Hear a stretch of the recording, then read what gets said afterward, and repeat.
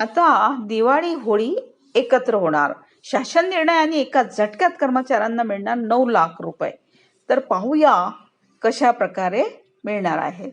आता सरकारी कर्मचाऱ्यांना वेतन आयोगाची उत्सुकता लागून आहे. आयोग वेतनवाढीबाबत शिफारशी तयार करणार आहे. आता शिफारसींना मंजुरी मिळाल्यानंतर वेतन आयोग प्रत्यक्षात लागू होईल. आता संपूर्ण प्रक्रियेला किमान 1 वर्ष किंवा त्याहून अधिक कालावधी लागण्याची शक्यता आहे. हा संपूर्ण कालावधी लक्षात घेता सरकारी कर्मचाऱ्यांना मोठ्या प्रमाणात एरियर मिळण्याची शक्यता. वेतन आयोगाच्या शिफारशी जानेवारी 2026 पासून लागू होण्याची शक्यता. अंमलबजावणी उशिरा झाली तरी जानेवारी 2026 पासूनची थकबाकी कर्मचाऱ्यांच्या खात्यात जमा होणार आहे.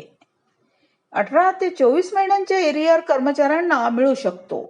साधारण 9 लाखापर्यंत एरियर मिळू शकतो. एरियरची रक्कम फिटमेंट फॅक्टरवर अवलंबून असणार आहे. 2.0 ते 2.25 किंवा 2.18 आणि 2.57 असे फिटमेंट फॅक्टर लागू होण्याची शक्यता.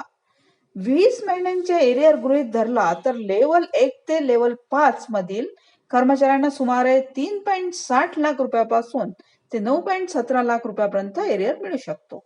रक्कम फिटमेंट फॅक्टर 2.0, 2.25, 2.18 किंवा 2.57 अशा दरांवर आधारित अंदाजानुसार मोजली जात आहे.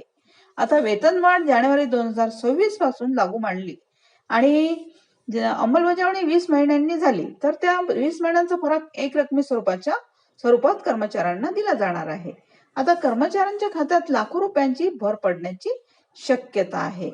8व्या वेतन आयोगाकडे सर्वांचे लक्ष लागलेले आहे. अंमलबजावणीची तारीख निश्चित झाल्यानंतरच नेमकी रक्कम स्पष्ट होणार आहे. थँक्यू.